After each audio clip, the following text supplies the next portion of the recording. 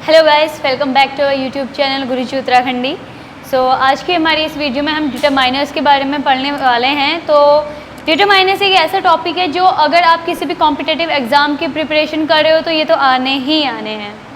तो before starting the video मैं आपको बताना चाहूँगी कि अगर आप किसी भी गवर्नमेंट जॉब की प्रिपरेशन कर रहे हैं और उसके लिए एक पर्टिकुलर कोर्स देख रहे हैं कि जिससे आपको पूरी तैयारी हो जाए, तो उसके लिए हमारे एक लर्निंग ऐप है वेदाश्री लर्निंग ऐप। वहाँ पे आपको आपके सारे गवर्नमेंट जॉब की प्रिपरेशन के लिए सारे कोर्सेज मिल जाएंगे।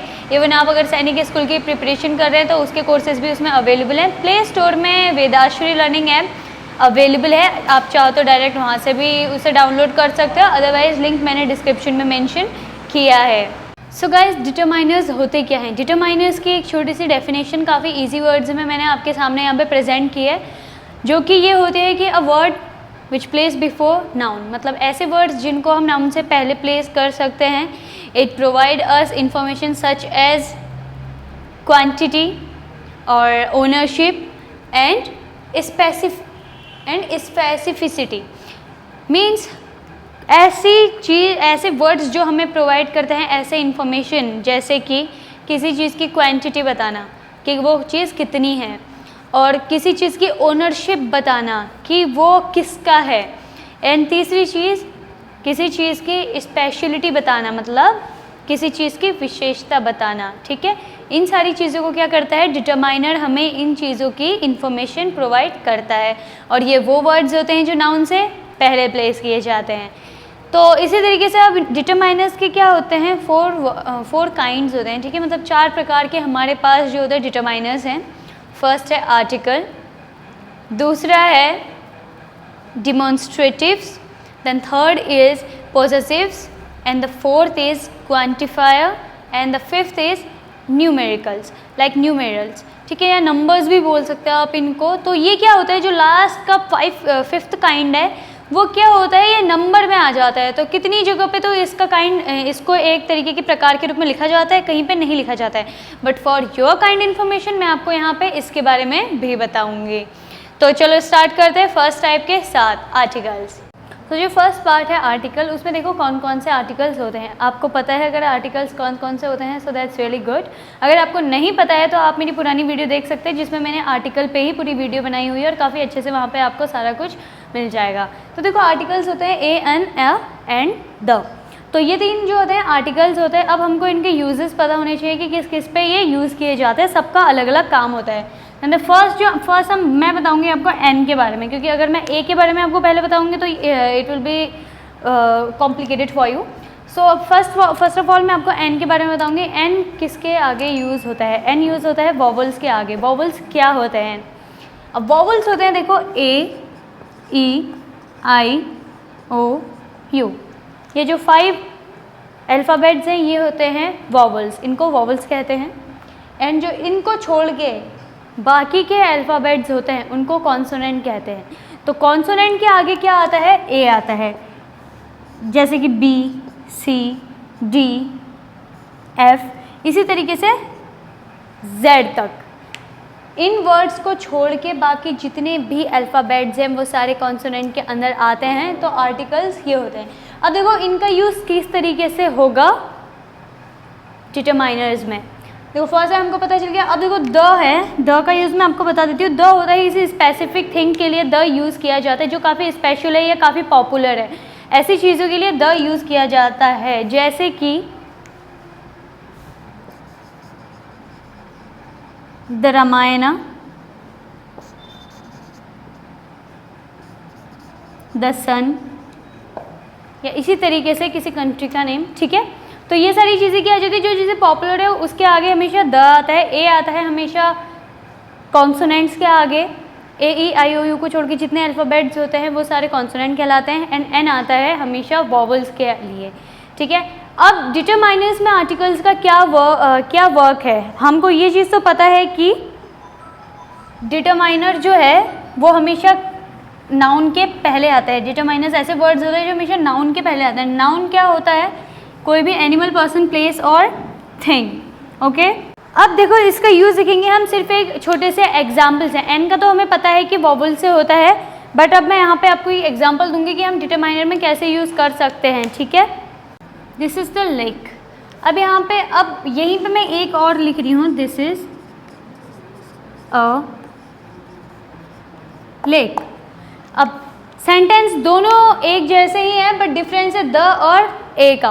तो पहले सेंटेंस में क्या रहेगा कि ये क्या है, किसी स्पेसिफिक लेक के बारे में बता रहा है जो कि काफ़ी माना जाना है या सिर्फ एक है, और दिस इज़ अ लेक।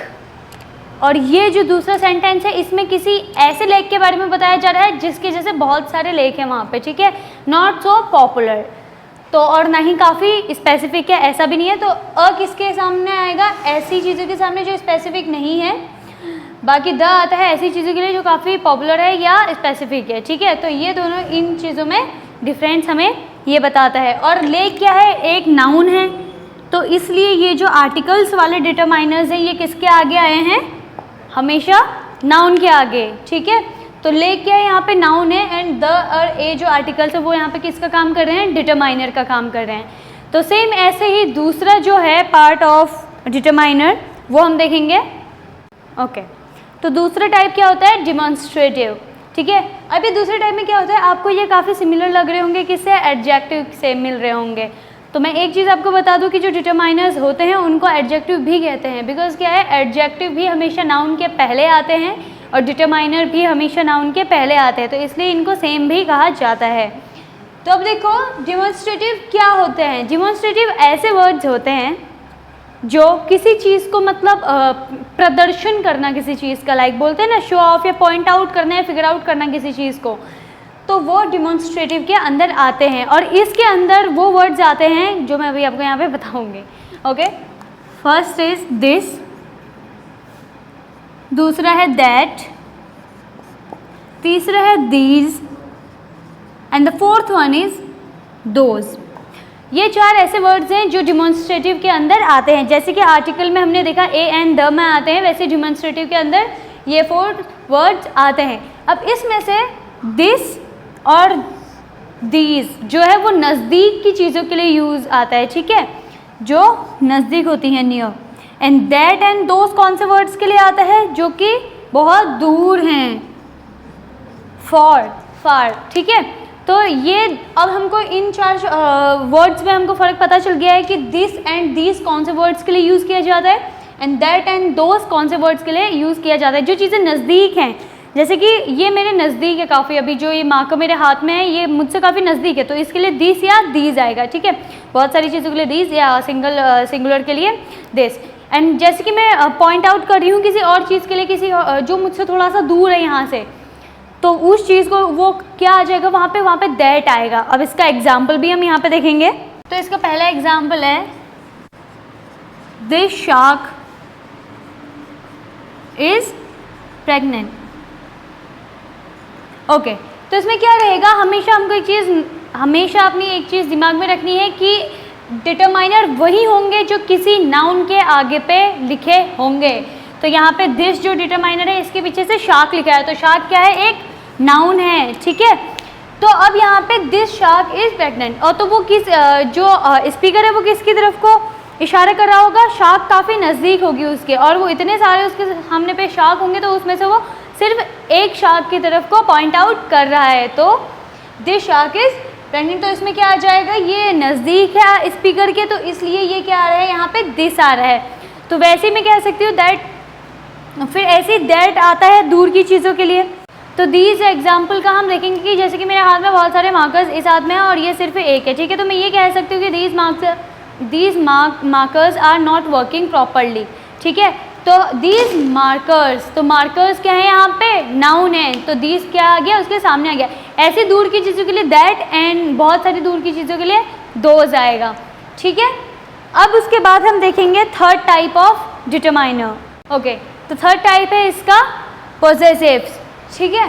तो अब ये क्या होता है, ये ऐसी चीज़ें होती हैं जिसमें मतलब जैसे आर्टिकल्स हमें पता चल गया, डिमॉन्स्ट्रेटिव हमें पता चल गया किसी चीज़ का प्रदर्शन करते हुए, वैसे जो पोजेसिव्स होते हैं वो क्या होते हैं, किसी चीज़ पे अपना हक जताना या किसी चीज़ के ओनरशिप को बताना कि कौन सी चीज़ किसकी है, ठीक है। तो ये काफ़ी सिंपल सा है, कौन सी चीज़ किसकी है ये बताना क्या होता है, पोजेसिव्स के अंदर आ जाता है। मतलब ये किसी की ओनरशिप को बताता है, जैसे कि ये मार्कर मेरा है तो ये मेरी ओनरशिप के बारे में बताएगा।